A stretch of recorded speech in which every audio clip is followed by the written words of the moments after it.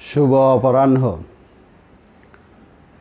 আপনার লয়ে বিব্রত রহিতে আশা নাই কেহ অবনি পরে।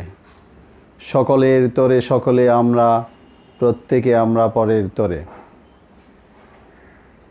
বীর কন্যা প্রীতিলতার স্মৃতিধন্য ঐতিহ্যবাহী ডাক্তার খাস্তগীর সরকারি বালিকা উচ্চ বিদ্যালয় কর্তৃক আয়োজিত অনলাইন ক্লাসে অষ্টম শ্রেণীর শিক্ষার্থীদের স্বাগত জানাচ্ছি। আমি মোহাম্মদ শফিকুর রহমান চৌধুরী। আজ আমরা মানব জীবনের একটি গুরুত্বপূর্ণ বিষয় নিয়ে আলোচনা করব। আশা করি তোমরা মনোযোগ দিয়ে শুনবে এবং নিজ জীবনে তা অনুসরণ ও অনুকরণ করবে।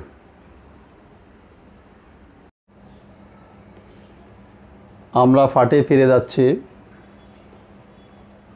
জনাব রহিম একজন রিক্সা চালক। সারাদিন রিক্সা চালিয়ে যা উপার্জন করেন তা দিয়ে চাল ডাল কিনে খেয়ে দেয়ে প্রশান্তির ঘুম দেন। তার কোনো দুশ্চিন্তা নেই। জনাব রহিমকে আমরা কোন ধরনের মানুষ বলতে পারি? সুখী মানুষ। জনাব মোস্তফা একজন নির্লোভ ব্যক্তি। নিজ পরিশ্রমের মাধ্যমে জীবিকা নির্বাহ করে। ভিটে বাড়ি ছাড়া তার আর কিছুই নেই। কাজ শেষে রাতে সে নিশ্চিন্তে ঘুমাতে যায়। মনে তার কোনো অশান্তি নেই। জনাব মোস্তফাকে আমরা মনের দিক থেকে কেমন মানুষ হিসেবে বিবেচনা করতে পারি? সুখী মানুষ। সাহিত্যের নানা শাখা রয়েছে, যেমন প্রবন্ধ, গল্প, উপন্যাস, নাটক, কবিতা ইত্যাদি। সংলাপের আকারে রচিত এবং অভিনয়ের উপযোগী দৃশ্যকাব্যকে আমরা কি বলে থাকি? নাটক। স্বল্পদৈর্ঘ্যের নাটক বা ছোট নাটককে আমরা কি বলতে পারি? নাটিকা। এসো আজ আমরা সুখী মানুষ নিয়ে আলোচনা করব। তাহলে আজকে আমাদের পাঠ হচ্ছে সুখী মানুষ। এটি একটি নাটিকা। লিখেছেন বিশিষ্ট নাট্যকার, প্রথিতযশা শিক্ষক জনাব মমতাজ উদ্দিন আহমদ।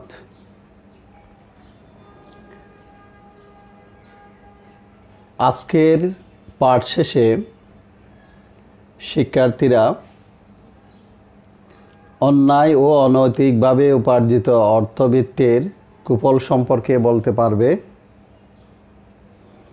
অত্যাচারী ও নীতিহীন মানুষের করুণ পরিণতি সম্পর্কে ব্যক্ত করতে পারবে।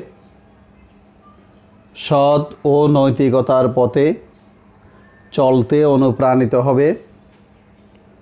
প্রকৃত সুখী মানুষের স্বরূপ ও বৈশিষ্ট্য সম্পর্কে ব্যাখ্যা করতে পারবে। এসো আমরা লেখক সম্পর্কে আরও বিস্তারিত জেনে নিই।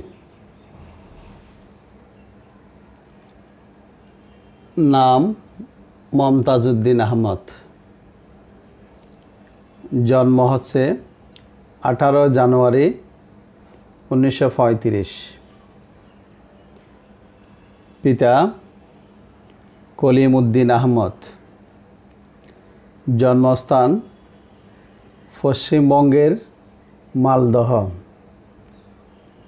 শিক্ষা ঢাকা বিশ্ববিদ্যালয় হতে বাংলা ভাষা ও সাহিত্যে সম্মানসহ স্নাতক ও স্নাতকোত্তর ডিগ্রি অর্জন করেন। পেশা শিক্ষকতা, বিভিন্ন সরকারি কলেজ, খণ্ডকালীন অধ্যাপক নাট্যকলা ও সঙ্গীত বিভাগ, ঢাকা বিশ্ববিদ্যালয়। সাহিত্যকর্ম: নাটক: স্বাধীনতা আমার স্বাধীনতা, আমাদের শহর, সাত ঘাটের কানাকড়ি, ক্ষত বিক্ষত, রাক্ষসী, দুই বোন। গল্প: ভালোবাসিলে। উপন্যাস: সজল তোমার ঠিকানা। পুরস্কার: বাংলা একাডেমি পুরস্কার, শিশু একাডেমি সাহিত্য পুরস্কার, 21 পদক সহ তিনি আরও নানা পুরস্কারে ভূষিত হয়েছেন। মৃত্যু: 2 জুন 2019 সালে এ বরেণ্য ব্যক্তিত্ব আমাদের ছেড়ে পরলোকে চলে গিয়েছেন। এসো আমরা পাঠ সংশ্লিষ্ট কিছু শব্দার্থ সম্পর্কে জেনে নিই। কবিরাজ, বৈদ্য, মূর্খ, নির্বোধ। শ্রবণ, কানে শোনা। জবরদস্তি, জোরাজুরি। ব্যামো, অসুখ। তাজ্জব, অদ্ভুত। প্রাণ খোলা, অকৃত্রিম। আত্মীয়, কুটুম। নিস্তার, মুক্তি। মোড়ল, সর্দার। লুট, অন্যায়ভাবে আত্মসাৎ। অত্যাচারী, জুলুমবাজ। কোলাহল, গোলমাল। অমর, চিরজীবী। মনোযোগ, মনোনিবেশ। নিষ্ঠুর, নির্দয়। প্রতিজ্ঞা, শপথ। বকশিস, পুরস্কার। মস্ত, বিশাল। মিছে, মিথ্যা। কিছু বানানের ব্যাপারে আমাদের সতর্ক থাকতে হবে, আমরা একটু দেখিনি। নিষ্ঠুর, এখানে যুক্ত বর্ণটি মূর্ধন্য ষ ঠ হবে। নক্ষত্র, এখানে যুক্ত বর্ণটি হবে ক্ষীয়। প্রতিজ্ঞা, প রফলা, আর এখানে যুক্ত বর্ণটি হচ্ছে বর্গের জ আর ইয়। তৎক্ষণাৎ, এখানে যুক্ত বর্ণটি হচ্ছে ক্ষীয়। তাজ্জব, এখানে যুক্ত বর্ণটি হবে জ জ। এবার আমরা একটু যুক্ত বর্ণের কয়েকটা বিশ্লেষণ দেখে নিই। তয় ম, ত যোগ ম। জ ইয়, জ যোগ ইয়। ক্ষীয়, ক যোগ মূর্ধন্য ষ। জ জ, জ যোগ জ। স্র, স যোগ রফলা। এসো আমরা আজকের পাঠের সারসংক্ষেপ সম্পর্কে জেনে নিই। সুখী মানুষ নাটিকাটি একজন অত্যাচারী মোড়লের কাহিনী নিয়ে রচিত। মোড়ল মানুষকে ঠকিয়ে, মানুষের মনে কষ্ট দিয়ে ধনী হয়েছে। সে এখন অসুস্থ, তার মনে শান্তি নেই।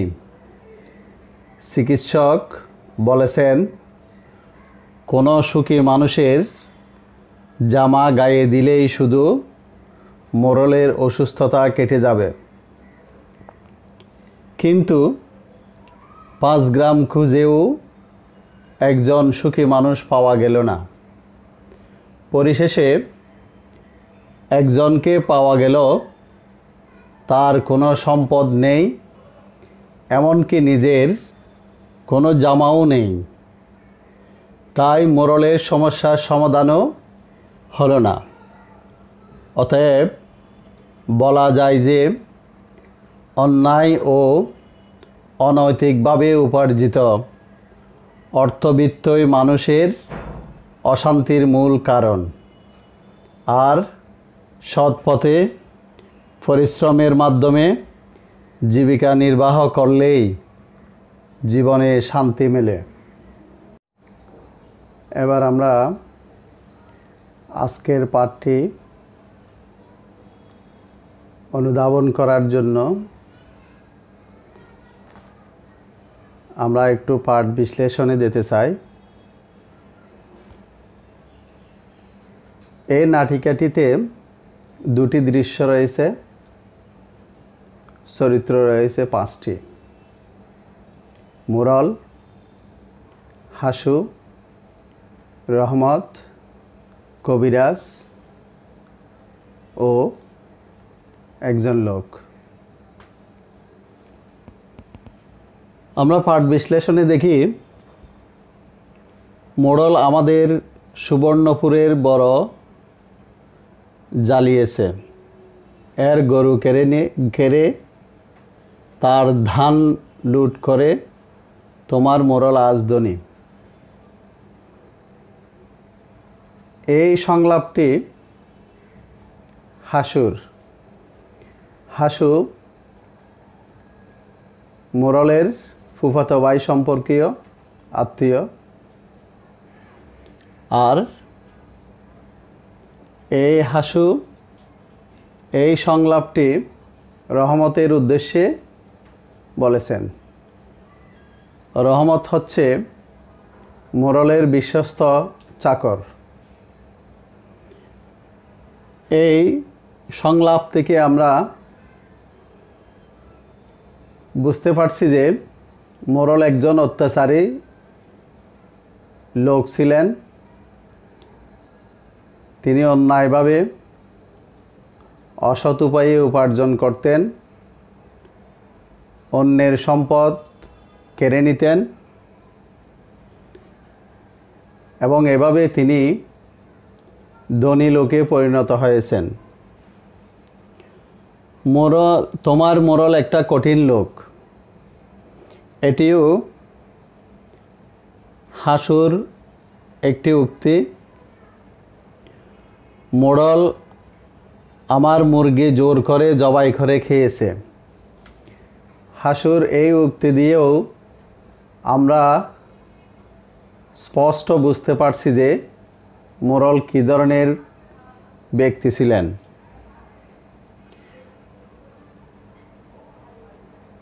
এক পর্যায়ে মোড়ল যখন অসুস্থ হয়ে পড়ে, তখন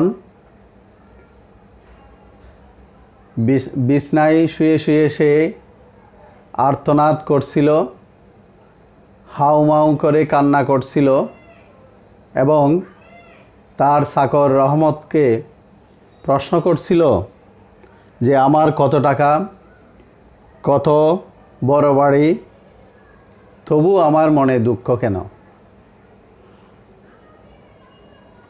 মোড়লের যন্ত্রণাকাতর অবস্থায় রহমত একজন কবিরাজকে মোড়লের সুস্থতার জন্য নিয়ে আসলো। কবিরাজ মোড়লের নাড়ি পরীক্ষা করলেন এবং দেখতে পেলেন যে তার একটি কঠিন রোগ হয়েছে, যে রোগটির নাম তিনি বলেছেন হাড় মর্মর রোগ। কবিরাজ এও পরামর্শ দিয়েছেন যে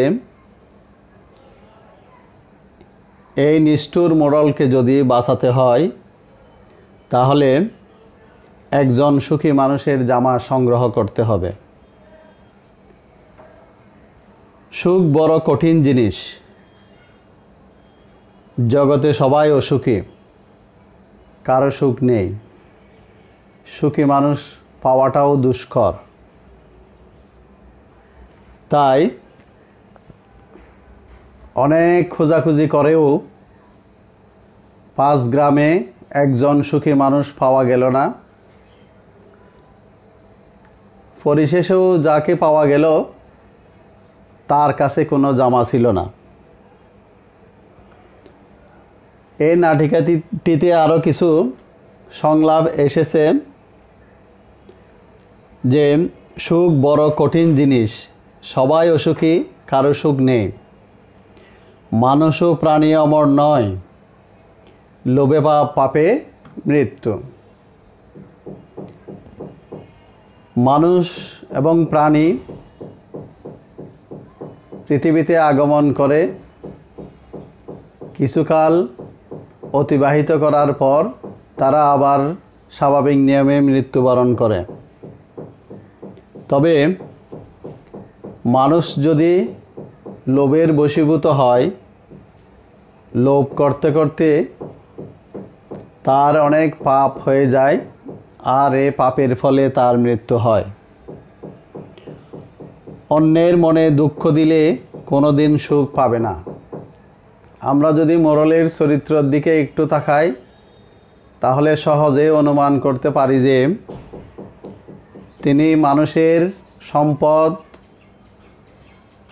লুট করার মাধ্যমে অন্যের মনে দুঃখ দিয়েছে, যে কারণে আজ তিনি কঠিন অসুস্থতায় ভুগছেন।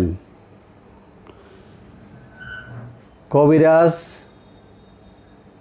তাকে ওষুধপত্র দিলেও মোরল অসুস্থতা থেকে নিস্তার লাভ করতে পারছেন না, কারণ মনের মধ্যে অশান্তি থাকলে ওষুধে কাজ হয় না। তাই আমরা বলতে পারি, আমরা কখনো মোরলের মতো এরকম অত্যাচারী হব না, পরের সম্পদ লুণ্ঠন করব না। আমরা সৎ পথে ন্যায়ানুগভাবে জীবিকা অর্জনের মাধ্যমে নিজেকে পরার্থে বিলিয়ে দেওয়ার মাধ্যমে আমরা সুখী হতে চাই। আমরা মোরলের মতো অসুখী হতে চাই না। আমাদের আশেপাশে বিভিন্ন শ্রেণী পেশার মানুষ রয়েছে। তাদের মধ্যে কেউ বিত্তহীন, কেউ নিম্নবিত্ত, কেউ নিম্ন মধ্যবিত্ত, কেউ মধ্যবিত্ত, কেউ উচ্চবিত্ত শ্রেণীর।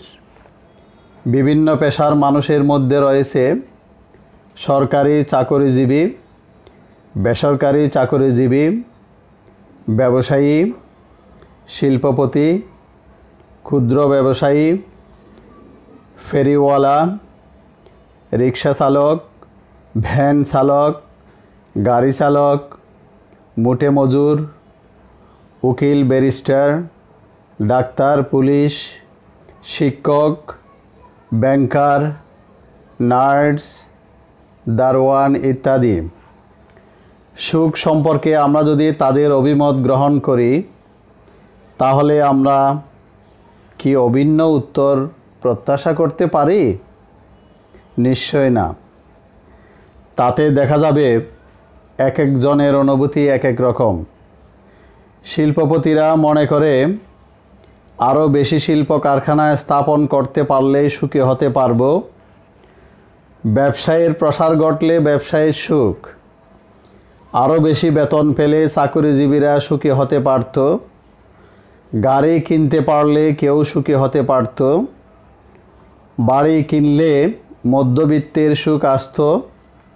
কেউ কেউ বছরে একাধিকবার বিদেশে বেড়াতে যেতে পারলে সুখী হতো। এই হচ্ছে মধ্যবিত্ত ও উচ্চবিত্তের সুখের প্রত্যাশা, যা তাদেরকে সহজে ধরা দেয় না। তার পেছনে তারা শুধু ছুটছে আর ছুটছে। অন্যদিকে নিম্নবিত্তরা তথা মুঠে মজুর, রিক্সা ভ্যান চালক, গৃহকর্মী, ফেরিওয়ালা ইত্যাদি পেশাজীবীরা বস্তি কিংবা কুঁড়েঘরে থাকে। কাজ শেষে গান গায়, হই হুল্লোড় করে, দিন শেষে যা আছে তা খেয়ে আরামে ঘুমায়। অন্য কিছুতেই সুখ খুঁজে বেড়ায় না। তাদের বাসায় সুখ দিয়া কী করুম, কাম পাইলেই খুশি। ওর মধ্যে আনন্দ, আর আনন্দই তো সুখ। মধ্যবিত্তরা খুব বেশি অনুভূতিপ্রবণ। সুখ দুঃখের অনুভূতি তাদেরই বেশি। বিত্ত বৈভবের প্রতি আগ্রহ তাদেরকে চিন্তামগ্ন রাখে সর্বদা। ফলে সুখের নাগাল পাওয়া কঠিন হয়ে যায়। অন্যদিকে যারা বিত্তহীন তারা অল্পেই তুষ্ট। খাবার, পরনের কাপড় আর ঘুমোতে পারলেই তারা খুশি। পরিশেষে আমরা বলতে পারি যে যারা অল্পে তুষ্ট তারাই প্রকৃত সুখী। তারা গলা ছিঁড়ে গাইতে পারে, প্রাণ খুলে হাসতে পারে, নিশ্চিন্তে ঘুমাতে পারে। আশা করি আজকের পাঠটি তোমরা বুঝতে পেরেছ। এই পাঠ হতে আমাদের শিক্ষাটা কি তাহলে? এই পাঠ হতে আমাদের শিক্ষা হচ্ছে অন্যায় ও অনৈতিকভাবে উপার্জিত অর্থবিত্তই মানুষের অশান্তির মূল কারণ। বরং সৎ পথে নিজ পরিশ্রমের মাধ্যমে জীবিকা নির্বাহ করলেই জীবনে শান্তি মেলে, সুখী হওয়া যায়। এবার বাড়ির কাজ লিখে নাও।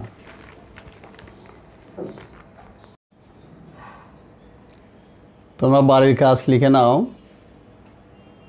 তোমার পরিবারের সদস্যদের, প্রতিবেশীদের ও আত্মীয়দের মতামত নিয়ে সুখ বিষয়ে একটি প্রতিবেদন তৈরি করো। আমি আবার বলছি, তোমার পরিবারের সদস্যদের, প্রতিবেশীদের ও আত্মীয়দের মতামত নিয়ে সুখ বিষয়ে একটি প্রতিবেদন তৈরি করো।